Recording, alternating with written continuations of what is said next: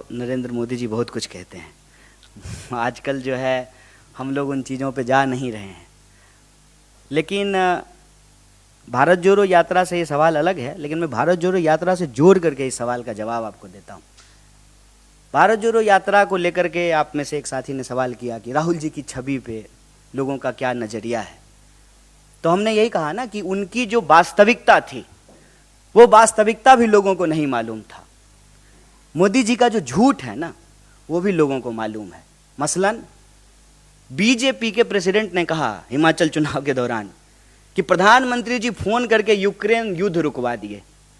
एक बागी विधायक तो प्रधानमंत्री के फोन से बैठ नहीं रहा है, एक एमएलए का कैंडिडेट प्रधानमंत्री के फोन से नहीं बैठा और यूक्रेन का युद्ध रुक गया। तो झूठ का ना कोई सिर पैर नहीं होता है साहब। प्रधानमंत्री जी हमेशा झूठ का इस्तेमाल करते हैं देश के बेसिक इश्यूज को डाइवर्ट करने के लिए। विपक्षी उनको गाली दे रहा है, क्या फर्क पड़ता है? देश की जनता उनको वोट दे रही है ना, एक बार नहीं 2 बार वोट दी है ना। तो देश की जनता से जो उन्होंने वादा किया था उस वादे का क्या हुआ, ये जवाब उनको देना चाहिए। 2 किलो गाली मिल रहा है कि 50 किलो गाली मिल रहा है, ये इंपॉर्टेंट नहीं है। इस देश में गांधी को गोली मिली है और उसी से मिली है जिसका तस्वीर आप अपने जो है दफ्तर में लगाते हैं नफरत से। और जो है आप नफरत फैलाते हैं, नफरत फैलाने वालों को आप फॉलो करते हैं, नफरत फैलाने वालों को आप प्रमोट करते हैं और फिर जो है विक्टिम कार्ड भी खेल रहे हैं।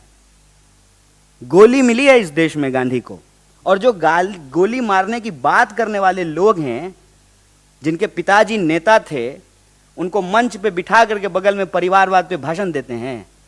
इसको कहते हैं कथनी और करनी में फर्क होना। ये सब बेकार की बातें हैं साहब। देश की जनता ने प्रधानमंत्री जी को मैंडेट दिया है और प्रधानमंत्री जी ने देश की जनता से जो वादा किया था उसको पूरा नहीं किया है।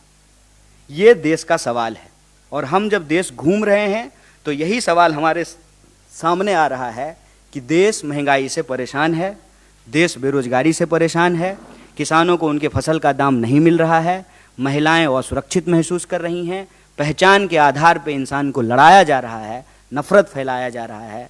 अगर देश भावनात्मक रूप से कमज़ोर होगा, भावनात्मक रूप से अगर देश इकट्ठा नहीं रहेगा तो देश की प्रगति में बाधा होगी। अगर हम चाहते हैं कि देश की प्रगति हो तो हमको महंगाई, बेरोजगारी जैसे सवालों को हल करना पड़ेगा और हम सब भारतीय हैं, इस भावना को मजबूत करके हम प्रगति की राह पे आगे बढ़ सकते हैं।